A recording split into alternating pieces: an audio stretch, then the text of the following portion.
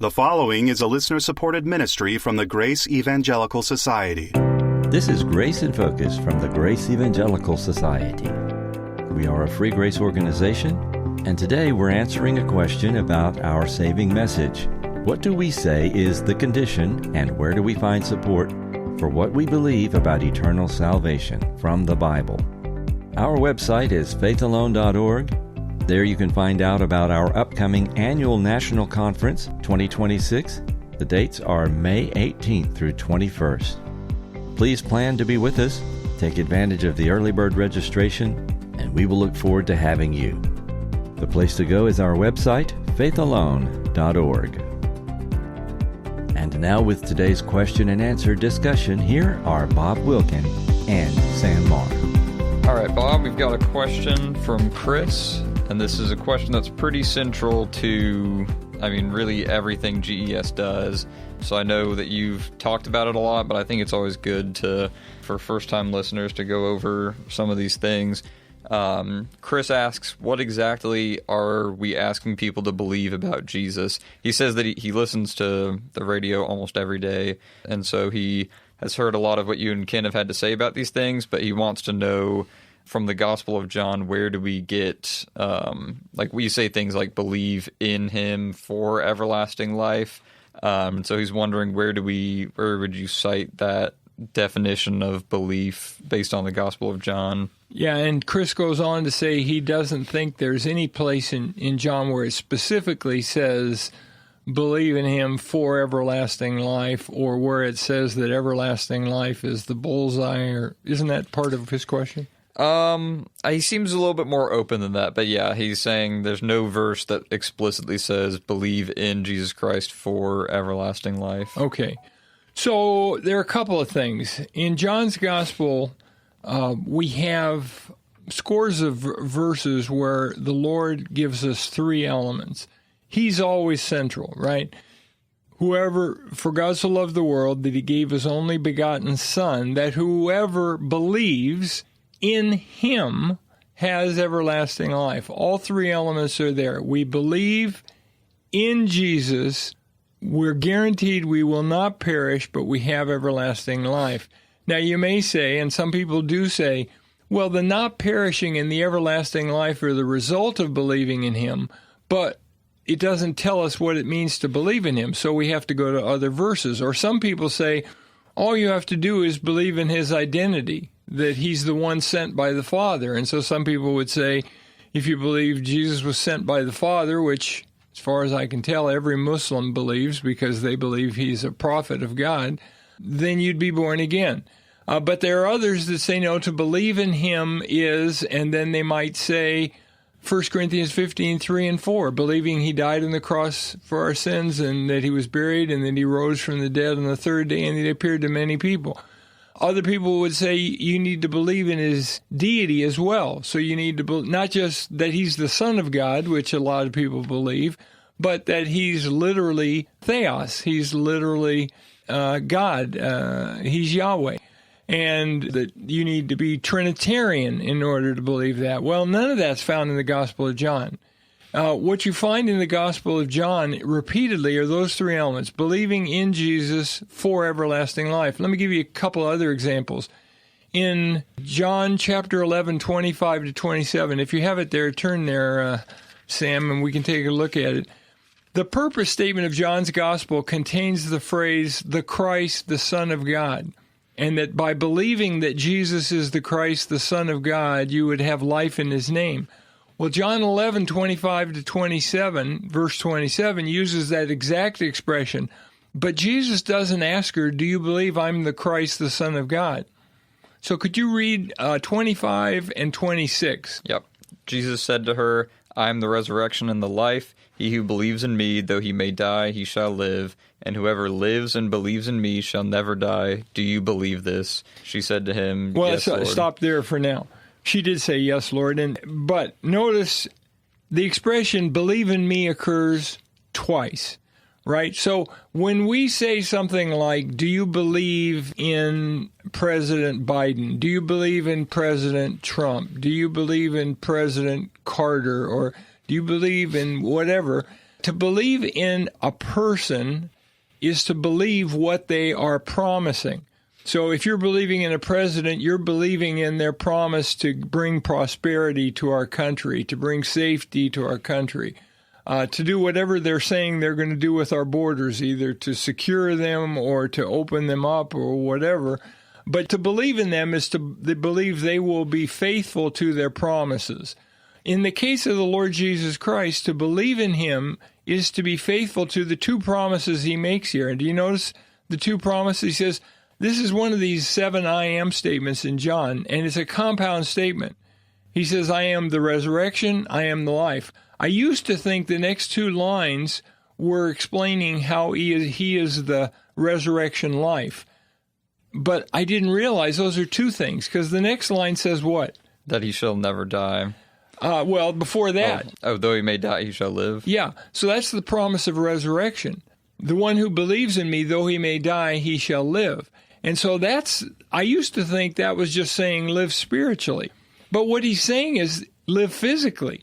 He's saying, I'm going to resurrect them. Now, of course, everybody's going to be resurrected, so he's not just talking about general resurrection. He's talking about the specific resurrection of the just or the righteous, those who are justified by faith. And he's saying, he who believes in me, though he may die physically, yet he shall live physically. And he who lives and believes in me shall never die. Right? Mm-hmm. So that's a statement of the life. I am the life. Well, Jesus is called everlasting life in 1 John 1, 1 John 5, and many other texts. In fact, Jesus calls himself the life here, and he's saying everlasting life. Same thing in 14:6. And so as the life, the one who believes in it is never going to die. That's a promise. We will rejoin in just a moment. But years ago, Zane Hodges wrote The Gospel Under Siege. Sadly, this is still true, and GES President Bob Wilkin has recently written its sequel. Bob's new book, The Gospel is Still Under Siege, is a book about theological clarity on the biblical teaching about eternal salvation. It is available now. Secure yours today at the Grace Evangelical Society's bookstore. Find it at faithalone.org/store.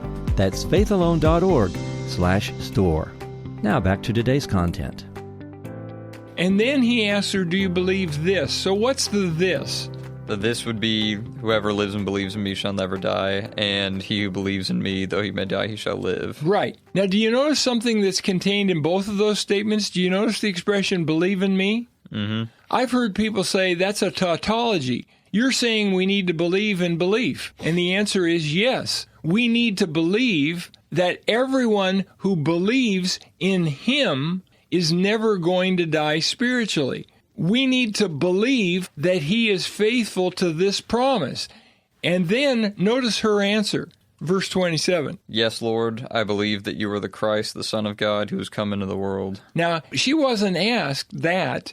She was asked, do you believe, though you may die, you're going to live, and whoever lives and believes in me shall never die? And she explains why she believes that. Because she knows he's the Christ, the Son of God, who is to come into the world. Those are both messianic expressions. She knows he's the Messiah. Well, turn also to John 4:10. There's another verse that shows it. In John 4:10, Jesus is talking to the woman at the well, and they said there are 2 elements she needed to understand before she would ask him. So read 4:10. Jesus answered and said to her, if you knew the gift of God and who it is who says to you, give me a drink, you would have asked him, and he would have given you the living water. Okay, so notice, you've got the gift and the giver, and then you've got the living water. What does verse 14 say? John 4:14. But whoever drinks of the water that I shall give him will never thirst, but the water I shall give him will become in him a fountain of water springing up into everlasting life. So notice, the living water is not everlasting life. A lot of people think drinking the living water means I'm drinking everlasting life. No, the living water is the message that Jesus is the Christ, the Son of God. It's the message that he is the guarantor of resurrection and everlasting life to all who believe in him. So there's 2 elements in John 4:10. The gift of God, which he explains in verse 14 is everlasting life, and the giver of the gift, which he explains in verses 25 and 26. Read 25 and 26 if you would. The woman said to him, I know that the Messiah is coming, who is called Christ. When he comes, he will tell us all things. Jesus said to her, I who speak to you am he. And at that point, she leaves her water pot. Now, she came to get water, right? Mm-hmm. He's got a different kind of water. She leaves the old water behind, which some commentators say she's leaving the work salvation religion behind. She goes to the villagers and she brings them the living water and says, could this be the Messiah? Could this be the Christ? Here's the key: to believe in Jesus, the Messiah, for the gift of God. It's interesting, by the way, the gift of God also occurs in Ephesians 2:8-9. Remember that one? For by grace you have been saved through faith. It is a gift. The gift of God, not of works, lest anyone should boast. There's one other verse that we ought to look at. It confirms what we've seen in John, 1 Timothy 1:16. This is where Paul is giving a little mini testimony, how he came to faith. I love 1 Timothy 1:16 because it says exactly what Chris says we're not seeing word for word in John's gospel, although the concept is clearly in John's gospel. What does 1 Timothy 1:16 say? However, for this reason I obtained mercy, that in me first Jesus Christ might show all long-suffering as a pattern to those who are going to believe on him for everlasting life. Yeah, believe on him or believe in him for everlasting life. You see, if we believe in him for temporary life, then we don't believe John 3:16 is true. We don't believe John 11:25 and 26 is true, or John 4:10 and following is true. Remember the woman at the well, she says, give me this water, and then I don't have to come here and draw anymore. And he said, no, you don't understand. I'm not talking about physical water. I'm using a figure of speech. I'm talking about something which is going to give you everlasting life, which will never go away. Nicodemus was also confused when he talked about the new birth. He was thinking in physical terms also. So the key is we believe in Jesus for everlasting life. And that's found in Paul's writings, at 1 Timothy 1:16. You've got it in Ephesians 2:8-9, Galatians 2:16. You've got it in Acts 16:31, and all through the Gospel of John. I would challenge all of you to carefully read the Gospel of John and see if those three elements aren't there every time Jesus evangelizes. Believing in him and for everlasting life, or sometimes the negative is stated. Never hunger, never thirst, never die, never perish, never be cast out, never be plucked out of my hand. In the meantime, let's all keep grace in focus. Be our guest and subscribe to our 48-page magazine, 6 issues per year, also called Grace in Focus. It's free by emailing your name and snail mail address to ges@faithalone.org. That's faithalone.org. Maybe you've got a question or comment or feedback. If so, please send us a message. Here's our email address. It's radio@faithalone.org. That's radio@faithalone.org. And when you do, please make sure your question is as succinct and clear as possible. That would be a great big help. And on our next episode, a question about the New Covenant. Is it for today? Please join us for that. And in the meantime, let's keep grace in focus. The proceeding has been a listener-supported ministry from the Grace Evangelical Society.